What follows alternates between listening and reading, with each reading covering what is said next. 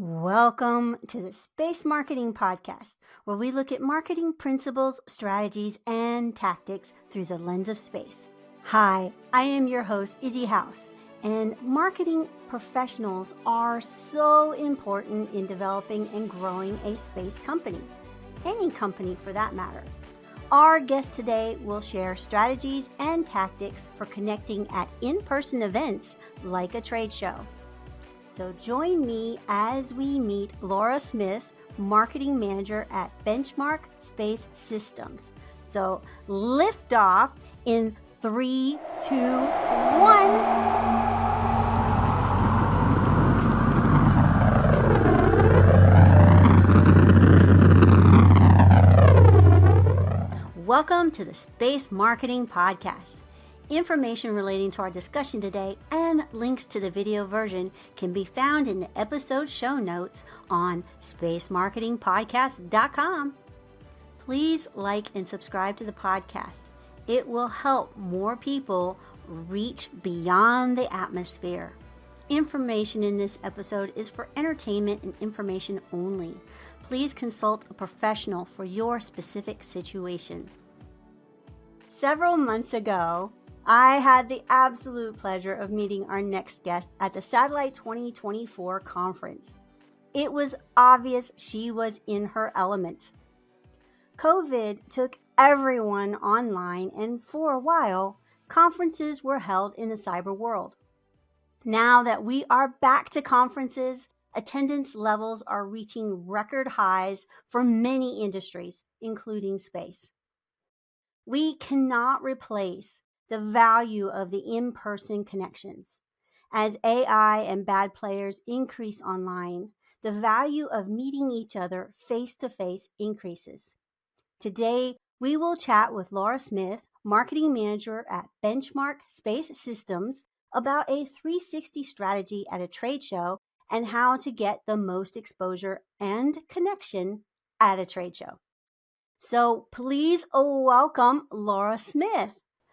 How are you today? Hi, I'm doing really well. Thank you for having me. Thank you to Izzy's audience. It's an honor to be here.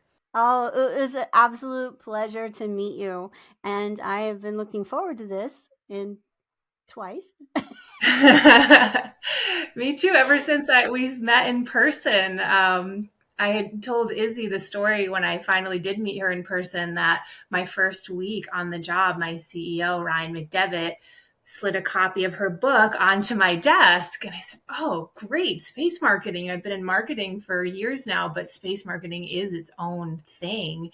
And I just poured through the whole book in a week and then started listening to some of Izzy's online content. And then when I saw her name badge at the event, I said, "You're Izzy House." And I was so excited to meet her. So here we are, which is kind of like a dream come true to be talking to you in person. Oh, and it meant just as much for me too, because when you're writing, it's kind of like you're in your room all by yourself. You don't know if what you're saying is getting out there and reaching ears, and to have it be where somebody comes up to you and says, "Hey, you made a difference," that just couldn't be more valuable to me, and it meant a lot. It really did. And then all the stuff you did online, just it made my day. It really did. Yeah, I've been making this, building this community of other marketers in the industry, and we get to see each other. So another reason why events are really beneficial. We get to see each other at all these trade shows and connect. And when there's someone new in the group, we'll introduce them to everyone else. So one of the LinkedIn posts Izzy is referring to was me tagging all these people I've been meeting and tagging Izzy and saying, these are all the marketing people in space that are telling the story. And I look forward to continuing to build that group. And we have a space marketing group also from Kimmy Galesh. So please look for that on LinkedIn as well. Yes, sign me up. Okay, so let's get into meeting you. I always like to have the audience meet you and see who you are. So tell us how you became interested in space. Yes. So I've had a pretty eclectic background when it comes to marketing. I've done everything from, I've been in the functional beverage industry, in human resources, management consulting. I've owned my own organic apparel company. I've been in higher education, and I'm also a yoga teacher. So really, and all of those involve some aspect of marketing, even when it's your own online business. And marketing, let's just swap out the term storytelling, because really that's how I view marketing, is you're telling a story that people can connect with, because they're not, what I found across industries, they're not necessarily buying your product, they're buying their belief in you and what you're offering. And what makes space really an easy one in terms of storytelling is, I don't believe anybody falls into space and starts a space business on accident. It's not like you wake up and say, I think I'll do space today. Like it is complicated. There's years of expertise required. The barrier to entry is fairly high. So if you're in it, you have passion. And it might be easy or lazy to say, well, it's about the money, but there's a lot easier ways to make money than space. So I don't think that's it either. So really, it gives me so much to work with, because my founders, my colleagues, the passion is there. So it's just articulating that and connecting it to the audience that cares. One of the things I want to kind of touch on and unpack a little bit is that you are into yoga and organic. You are into the world being clean and the society being clean. So there's, for the opposition to space out there, tell us why space attracts you, that has a more spiritual side to you in what you do. Yeah.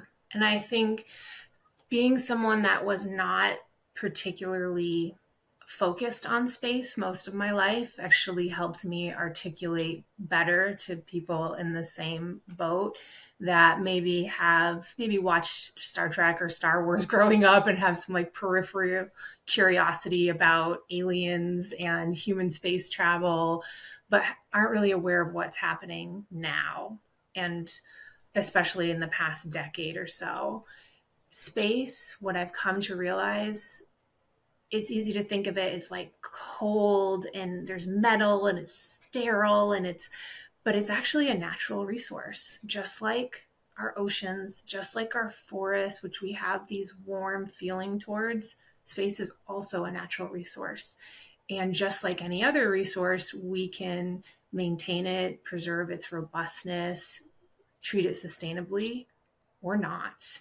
And humans, we're going to bring that human aspect of ourselves to space. Actually, something I heard Delaney Meyer say, who's a professor of space at NYU. We were at an event talking about space in a room full of mixed mindsets around it. So we really had to articulate why it was important to people that might say, just take all the satellites down from the sky. We don't need them. And really having to articulate why. And maybe we'll get into that with other questions, the why. And she said, guess what? Space, it's us. It's us up there doing human things above the earth. So we need to have the same conversations we're having about climate change when it comes to space. This is one of the things that I talk about all the time, is that when it comes to the climate crisis, space is imperative that we're there. For an example, when we saw the holes in the ozones, that was from space that we saw them. We were able to change legislation, and now those holes are healing, and they should be gone by the year 2050. So we would never have even known they existed had it not been for our presence in space. Yes. So if we're going to do anything for the climate, it is all the monitoring that we see from space that's going to make it to where we can do that. Yes. And Chad Anderson, who runs the Space Capital podcast, was also at the event and mentioned there was a recent administration who said, okay, we're going to not focus on space. We're not going to prioritize the funding of space. And we're going to look at climate. We're going to focus on that. And people said, yay, that's great. Yeah, we can all agree that, or a lot of us can agree that's important. And they said, okay, give us the data. What do we need to know? And they said, oh, that's all in space. So they said, okay, we're going to need to keep space going and keep that alive. And I love that anecdote. Like, yeah, that's where that comes from. And I think it's also important to mention that even people that are in support of space for its support of humanitarian aid, for predicting natural disasters and forest fires, for climate monitoring, for the development of technologies that help with human health on Earth, like all the reasons that space is more beneficial, communication to remote areas. That doesn't mean that everyone is 100% just do it all, don't even think about it, throw it all up there. I think that Right. there's also a group of people who are saying, okay, space is beneficial, and that's why it's important to really be thoughtful about how we do it and not just do it because we're excited and it's a gold rush. Like, how many is too many, and what regulations do we need, and are regulations enough? Are there economic incentives? It's a really complex conversation about how to do it right. Yeah, you kind of messed up down here when we did it. So let's be purposeful and do not take all the junk that humanity has and just amplify it up in space. Let's do it different. And Yes. that's what I love about the space industry and the people in it is they really do want to do it different. Most of the people, I'm not saying all the people, most of the people really care about that. Yeah. Yeah. So, tell us a little bit about what you do and the company that you do it for. Yes. So I'm with Benchmark Space Systems. We're a propulsion in space mobility provider. So we were founded in 2017. We're in Burlington, Vermont, which is seems like an unusual place for a space company. And even Vermonters are like, wow, we have a space company? That's wild. But, we do focus on green technologies and green propellants. So it actually is kind of a Vermonty tie-in. But we launched with some interesting novel ideas around propulsion systems and high test peroxide. So it was really focused on the technology to start. And once we started working with mission partners and getting awards from the government and NASA to develop our technologies, we realized, okay, mission partners, they might have some questions about how can I optimize my mission? Or maybe they don't have that question, but they could have that question. How does this system help me perform better on orbit and not waste my propellant and fit into the envelope on my spacecraft that I needed to fit into? So we realized there was this mission planning aspect instead of just force feeding them our one technology and saying, here, figure it out. We said, okay, let's help and kind of guide you through this process. And then so we can help design, we can test, and we're bringing more of that test capability in house. We have a new 40,000 square foot headquarters in Vermont that we're starting to vertically integrate more. And then we work on the design test build process with them, and then maybe they've never been manifested on a SpaceX rocket and don't know what that process looks like, and we can help with that part of the process, or they just don't administratively want to deal with that part. We can do that. We've done that before. And then on the ground, we can do fueling, we can do spacecraft integration. And then once you launch and you're on orbit, you may have some really tricky precision pointing that you need to do, or RPOD operation, or collision avoidance maneuvers. So we have advanced flight electronics, and we have heritage on the electronics on our systems. And then we just announced last year a new Smart Aim advanced onboard propulsion control software layer, so it can work with your GNC to assist in maneuvers so you need less operational load on the ground. So it's really about looking at missions through the lens of our mission partners and saying, how can we support you in everything mobility?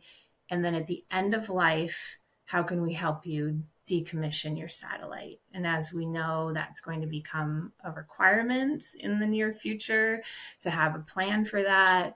So that mobility enables that, and mobility enables so much when it comes to sustainability of space infrastructure. So that's why it's exciting to be part of a mobility company that is really enabling a lot of the things we're talking about to preserve space. And when it comes to decommissioning, there's also this reentry market that's really exciting. You're manufacturing something in space, you're building more efficient pharmaceuticals or human health advancements, and you need to safely bring that back down. And that's all propulsion too. So it's really end to end, full life cycle mobility is what Benchmark does. And that's one of the things I love about your company. When I wrote the book Space Marketing, I have a fake company in there so that you can kind of see how to apply some of the strategies. It's called Mhm. Rockets RS. Yes, I didn't think it would be taken, so that's why I chose it. But anyway, in that, we're focused on the audience and how to build services into the audience. And you have done that. You're paying attention to the audience, you're paying attention to what they need, and even before they know what they need. And so you're able to just hold their hand the entire way and make it so easy. So, and that's a piece that I think a lot of companies miss, is that they're not paying attention to what the audience is, they're paying attention to what they're building. And you are actually paying attention to what they need, even if you do not have that expertise yet. You build it into your services, and you learn it, so because they need it. And that's what I love about Benchmark. So Yes, thank you for acknowledging that. And the part that I missed when you said if we don't have it is we have a network of relationships and partnerships. So if somebody's doing something better than we're doing it, like a Hall effect is a good example. We have excellent high thrust chemical propulsion systems. We have a metal plasma thruster electric propulsion system, but we currently don't build Hall effect, but we know people that do. So we can still work with you and integrate our electronics and still do all the other services and bring in a partner to support. Or data, on orbit data. There are companies that do that really well, so we'll partner with them. so yeah, love that. Hold on to your boosters. We will be right back with guest Laura Smith, marketing manager at Benchmark Space Systems, after the briefest message from our sponsors.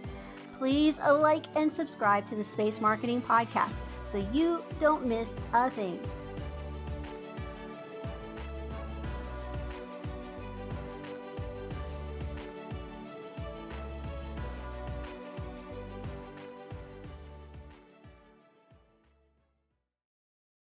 So, and one of the places that you meet the people that you work with is one of your favorite things, and that's trade shows. And so, can you tell us why we're talking about trade shows as your 360 marketing strategy? Yes. And it's important that I start by saying I love trade shows, and I also am so intimately aware of how resource heavy they are in terms of time, money, mental capacity. So I think it is so important to start by being very selective about the trade shows that you do. And that might take a while to figure out. You might start by walking the floor and kind of getting a sense of who is there and if the people you want to talk to are there before you actually invest in exhibiting. So we're going to talk about a show, assuming that you've decided this is one that is really worth the investment. And for us, a good example of that is the Small Sat Conference, because there's just a lot of our people are really there. So this will be our 5th year at the show this year. And, you know, when you think about the long game of our industry and how we're not selling e-commerce products through a website where people are adding to cart and, buy propulsion system, it really doesn't work like that. Building trust is really important in establishing your credibility and building relationships. And my team is amazing at relationship building. They're also technologically brilliant. They have engineering backgrounds, but they know how to listen, ask good questions, and develop those relationships. So I want them out in the field doing that. And we'll do that through the meetings we have on site, but also through, you're in the line at the lunch buffet and you start talking to the person next to you, and then you've built a relationship before you know it. So there's so many opportunities to connect outside of the formal events. But in terms of how we approach if we're going to go, we're going to go big. We're going to really have a presence at these events that we've identified as important. So we start with, okay, we're doing this. We're looking at our content calendar for the year. We're seeing how this event overlays with the message that we're wanting our audience to understand. And we're going to craft a messaging strategy around that. So that starts with our booth. How can our booth be inviting and polished and elevated? People can walk around the trade show floor and see you in that 15 seconds, not even a few seconds that they have to decide what you do, who you are, if they want to come talk to you. And that's going to take some polish and some clarity and precision around your messaging. And then there's all the pre-event marketing. We're going to send out email newsletters. We're going to post on LinkedIn. Hey, we're going to be at this event. We're going to share our calendar. We're going to start reaching out to key contacts and inviting them to come to our booth to talk about particular topics. And we're going to structure announcements to coincide with that event. So something we've done the past few years that's been successful is having a press release that drops the first day. So everyone is on the floor of the show. Benchmark has an announcement. And I always feel, okay, I'm doing my job well when people are coming over to the booth saying, hey, I saw you in Space News. I saw you in Payload. I saw you in Viasat. Or Izzy House is talking about you. And we've hosted embargo interviews where we've invited press prior to the event to read through the release. And under embargo means that they are not to share it until the day that it drops, but they can start crafting their story and doing research and being more thoughtful and kind of expanding on what we've shared. So by the time it drops, the press can immediately drop their announcements after. So suddenly we're just everywhere, and it's only the first hour of the show. Right. And we did the same thing on day 2. If we have 2 announcements, it's a 1-2. The next day we do the same thing. And now we're featured in the show daily that gets printed on the 2nd and 3rd and sometimes 4th day. And then I've got my CTO on stage giving a technical presentation about orbit transfer vehicles. So people want to come talk about that.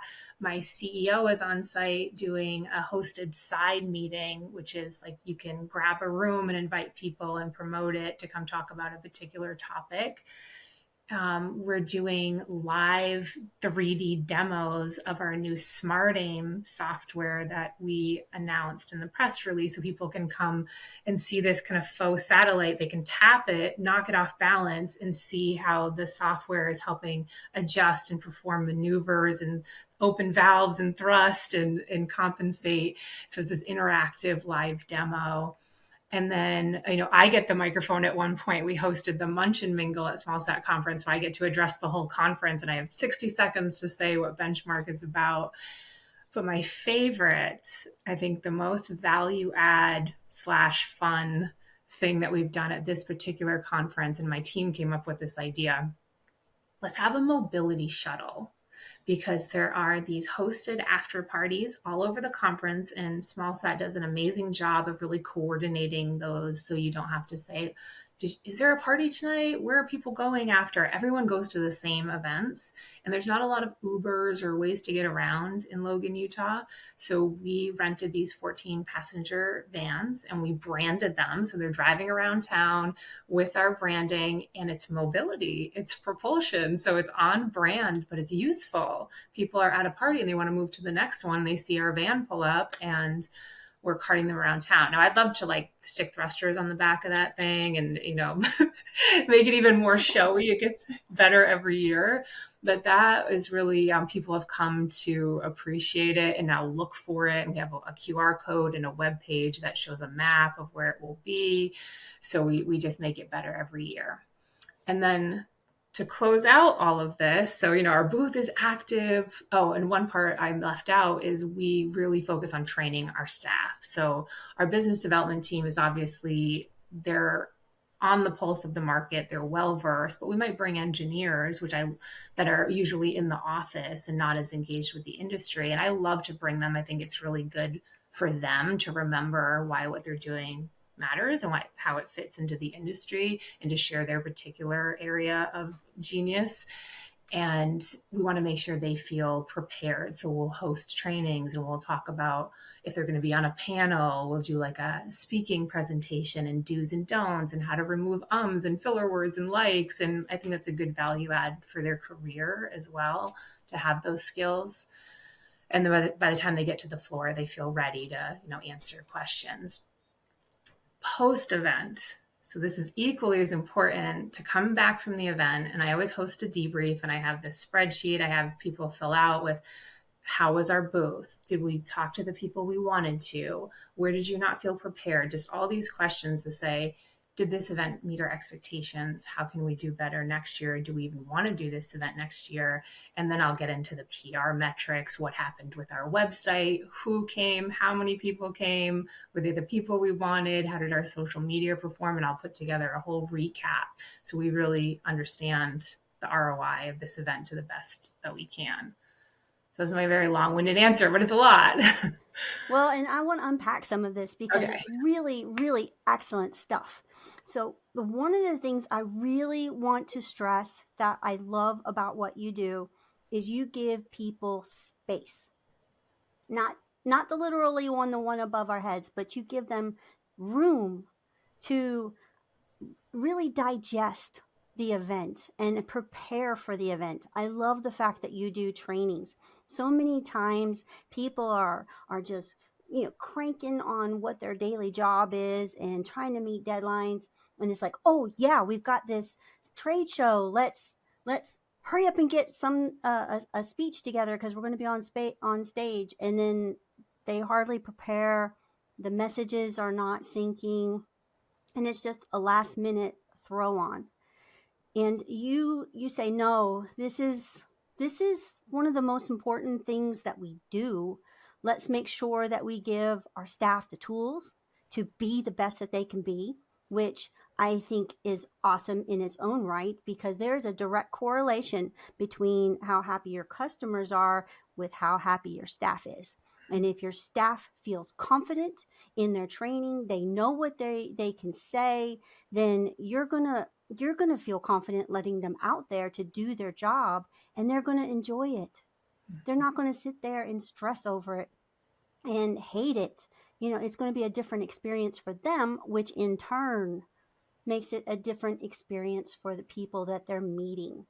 So I love that part of what you do. And, a lot of companies too don't give that space when they get back.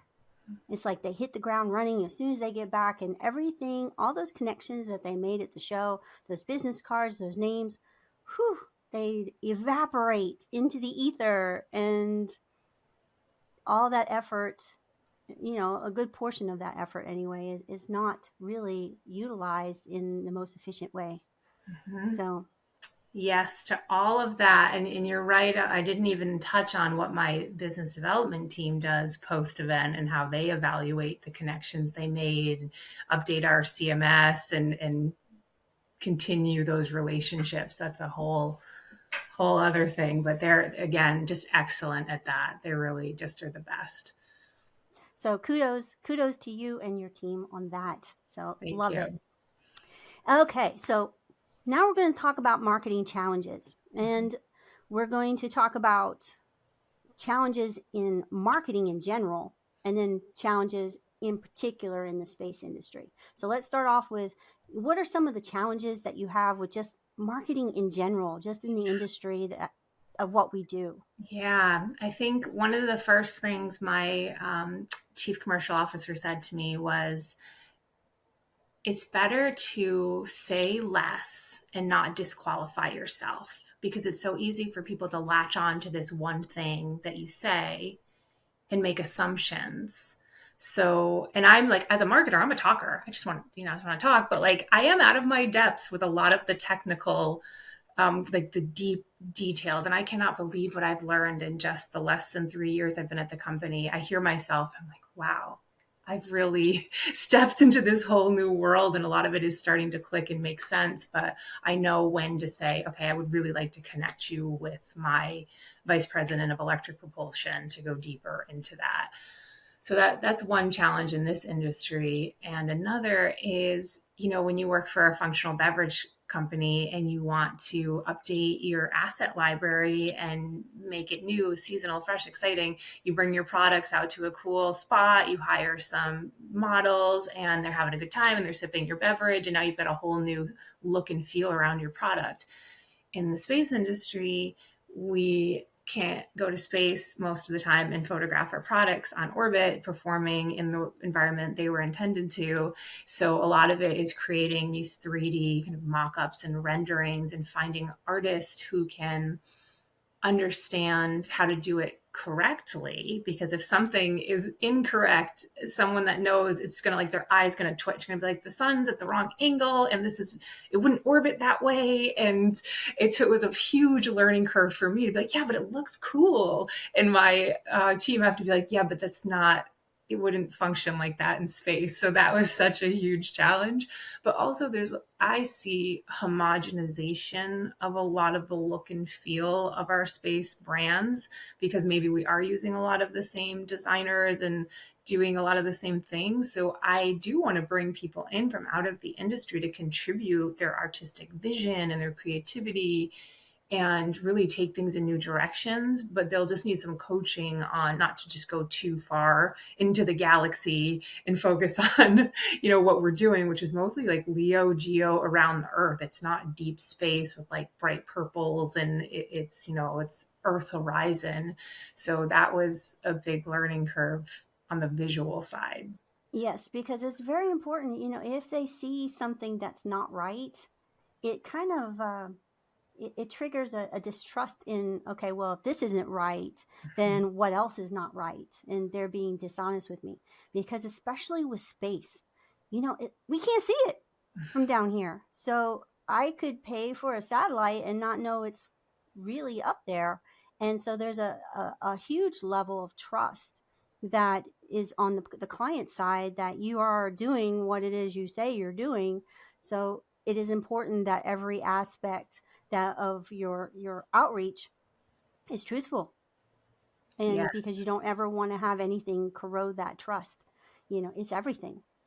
Yes. And the details do matter. So is there anything within space, the space industry itself, that you find are marketing challenges in particular to space, rather than just in the regular marketing trends? I know you mentioned the Yeah. artistic renderings, and I love that you're bringing other people in. And, artists are a lot like engineers. Engineers are artists. So, there's definitely the same type of person in a lot of respects. So I love that. So, but yeah, do you have any in particular strategies that you have found work in space, or don't work in space, that work in other industries? Yeah. So I found that what I was hearing from my colleagues, having gone to trade shows for many years, is a lot of the panels, they're talking about the same thing. Like, we're hearing the same topics, and people are maybe cautious to step outside of their lane, or they don't, they're speaking on behalf of a company, so maybe they're not being as candid. So how can we encourage new conversations and new thought diversity in the industry at conferences, for example? So we organized a panel at Ascend in Las Vegas last year, and we were very intentional about our topic. We wanted to make sure we were bringing in personas that would have unique and potentially conflicting perspectives. So we interviewed people ahead of time and said, here's what we want to talk about. We want to hear what you have to say. And then we said, okay, they're going to bring something unique to this conversation. And we had several pre meetings with them individually and then as a group to refine the questions and make sure we were going to draw out some unique perspectives and make it a little bit edgy. And by the time we got on stage, we felt, okay, everybody's prepared, and we have not force fed them what to say. We know they have unique perspectives already, but we're asking really interesting questions. And before the panel started, we shared an audience poll question and asked them their opinion on the topic within 5 categories. And at the end of the panel, we asked the same question again, and the numbers had changed.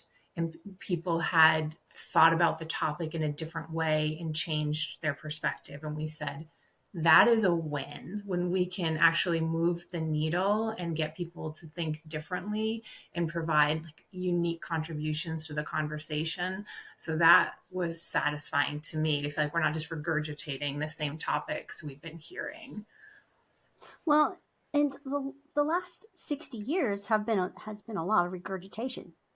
You know, that's why we're a little bit further ahead than we were, but we still have not stepped back on the moon. We still have not gone to the next phase. So there's still a lot of discussion I think that needs to be made. So I love that. Oh, speaking of stepping on the moon and all that things, where do you see the space industry in the next 10 to 20 years? I mean, this is a long game, and what your company does is definitely a long game thing. So Yes, and I love that you put the time frame on it because we're long game, but at the same time, I think when the average person who's not immersed in the industry thinks about space, they get kind of enamored by human space travel and can we live off planet someday? And then there's this misperception that we're trying to live off planet because we're just going to trash our planet, and now we're looking for an escape route, or maybe we're going to meet aliens someday.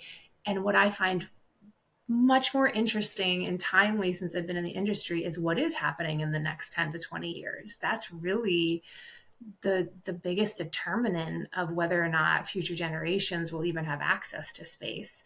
So what I hope to see happen is that we're having really thoughtful conversations about the how we're doing it, and we're bringing more diverse voices into that conversation, because what I really breaks my heart is to see people having this all or nothing attitude towards space. Like, let's just forget it. Let's not do it. Let's drop every satellite out of the sky, and not realizing what they'll lose personally, just not being aware. So they're not making informed decisions. And that's on us as the space marketers in the space industry to convey that in a way that says, but we're not telling you it's all sunshine and roses.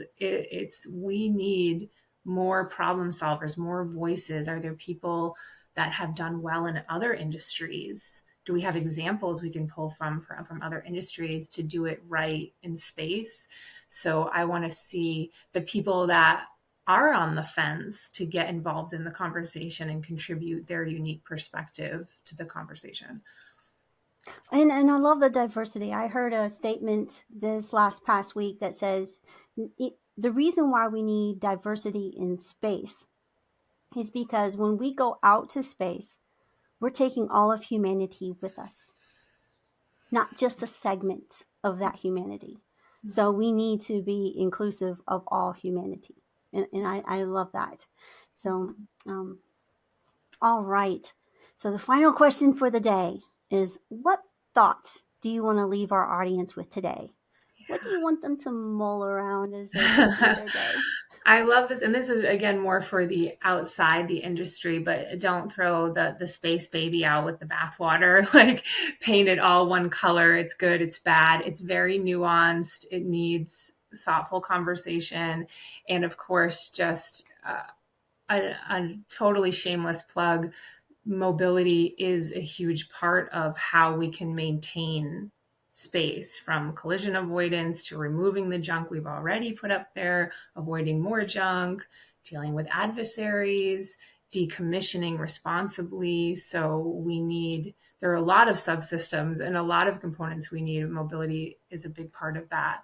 But I think the final thought is, if you're on the fence, if you're not sure how you feel about space, get informed and get involved in the conversation. We need to. And I want to really stress that space, you deal with space every day. Space is in your pocket. It tells you what the traffic is. It tells you the weather. And in regards to weather, it has saved thousands of lives being able to see weather from above the earth and know that a hurricane or a tornado are coming. So if you take the satellites out of the sky, then that's going to have negative repercussions like you cannot imagine, because it is in everything we do, from our medical to our banking. And you said something about defense too. And just because we take our satellites out of the sky does not mean our adversaries, and we do have adversaries out there, does not mean they will. And they plan on dominating the space environment. So it is up to us to make sure that we're keeping an eye on that. And there is no taking it out of the sky. It's just, how do we do it better? How do we do it more human? And how do we do it for the next 200 years, not just 20 years? That's right. And we are something very tangible we're doing in this area as we participated in this event in February called Sea Change Sessions, that does bring in diverse thought leaders from, they're talking about blue economy and carbon forming, and bringing in Mayan elders to talk about generational forward thinking. It was really an interesting event, and there was a space track. So you can imagine the conversations we had in that room with all these really diverse voices. And it got us thinking, how can we have better conversations around this and bring in people from the industry who are the ones empowered to go forth and make decisions, but also bring in the naysayers and the adjacent benefiting industries like agriculture, put them all in a room. So we're hosting a follow-up event in September that we're going to bring some of these voices together. So now we're in the process of shaping, well, what are the questions we can ask? What can, like, labs can we organize and workshops to draw out some interesting conclusions? And then what do we do with that next? So this is a conversation we're very actively engaged in, and should have more coming on this as the months unfold. Yes, please share, and make sure that if you're listening today that you link to Laura, and make sure you get that information as it unfolds. Mm-hmm. Yes, you can find me on LinkedIn, Laura DeVoe Smith. You can message me there. And definitely do look up Benchmark and see all of what they're doing. It's a great company, and I'm excited for what your future. I'm just so excited. Thank you. I am too. I feel like I'm in a good place, a good position to be part of this, not just industry conversation, but this human endeavor conversation. What a gift. Yes. Oh, and we get to be here for it. We get to be the bullhorns, because that's why I say our marketing is we're the bullhorns for the messages. So, well, thank you so much. And I look forward to seeing you at the next conference. That's right. You will. Thank you so much, Izzy. Thanks, audience. A special thanks to Laura Smith, Marketing Manager at Benchmark Space Systems, for sharing her journey to space. Be sure to check out her links listed in today's show notes. Please like and subscribe to the Space Marketing Podcast to help us get the word out about this incredible industry of space. I hope that you have found this podcast useful for your journey as you reach for the stars.